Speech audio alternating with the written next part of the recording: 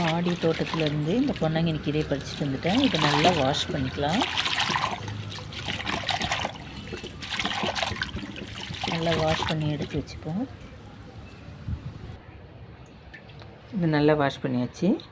இப்போ இதை சின்ன சின்னதாக கொஞ்சம் கட் பண்ணிக்கலாம்.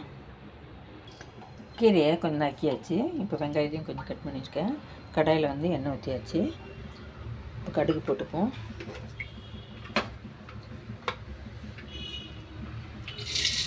கடுகு, வெங்காயம், காஞ்ச மிளகாய் நம்ம காரத்துக்கு எடுத்து போட்டுக்கலாம். ஏன்னா நம்ம எண்ணெயில் போடுறது தான், அதனால் காரத்துக்கு போய் எனக்கு ஒரு மிளகாய் போதும்.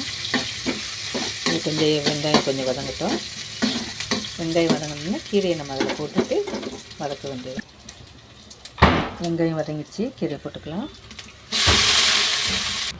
கீரையை நறுக்கி எல்லாத்தையும் போட்டு கொஞ்சம் வதக்குவேன். இதில் கொஞ்சம் வேகிறதுக்காக நான் தண்ணி சேர்த்துக்குவேன். ஆனால் இப்போ தண்ணிக்கு பதில் நான் புடலங்காய் செய்யும்போது தண்ணி அதிகமாக இருந்தது. அந்த தண்ணி தான் வடித்து வச்சுருக்கேன். அந்த தண்ணியை தான் நான் இதில் ஊற்ற போகிறேன். அதுவும் பருப்பு புடலங்காயெல்லாம் வெந்த தண்ணி தான், அதனால கீரையில் போட்டுக்கலாம், ஒன்றாகாது, நல்லாயிருக்கும். அதை போட்டு தான் கீரை கொஞ்சம் வேகட்டும்னு விட்டுருக்கேன். கீரை எப்போ சமைச்சாலும் நம்ம திறந்து தான் சமைக்கணும், மூடி சமைக்கக்கூடாதுன்னாங்க. அதனால் இந்த கடாயில் அப்படியே கொஞ்சம் நேரம் வேகட்டும்.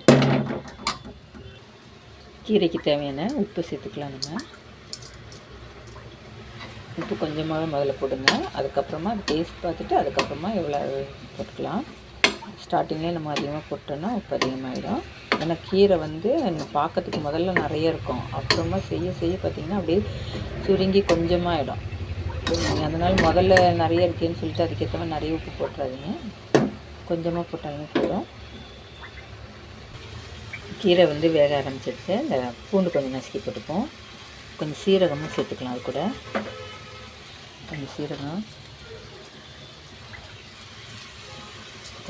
சேர்த்துட்டு கொஞ்சம் தண்ணி வற்றின வரைக்கும் இருந்தால் போதும். கீரை வெந்திருக்கு. இதில் நம்ம தேங்காய் திருவி போட்டுக்கலாம். இப்போ நான் தேங்காய் சேர்க்கலை, தேங்காய் சேர்க்காம தான் செய்கிறேன். தேங்காய் போட்டுட்டோன்னா ரொம்ப நல்லா இன்னும் டேஸ்ட்டாக இருக்கும்.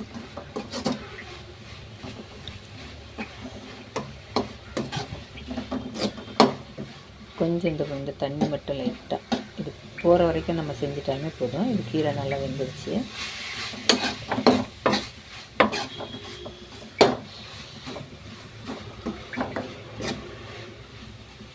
இது சிகப்பு பொன்னாங்கண்ணி கீரைன்னு சொல்லுவாங்க. இது பின் சைடு பார்த்திங்கன்னா கொஞ்சம் சிகப்பு கலராக இருக்கும்.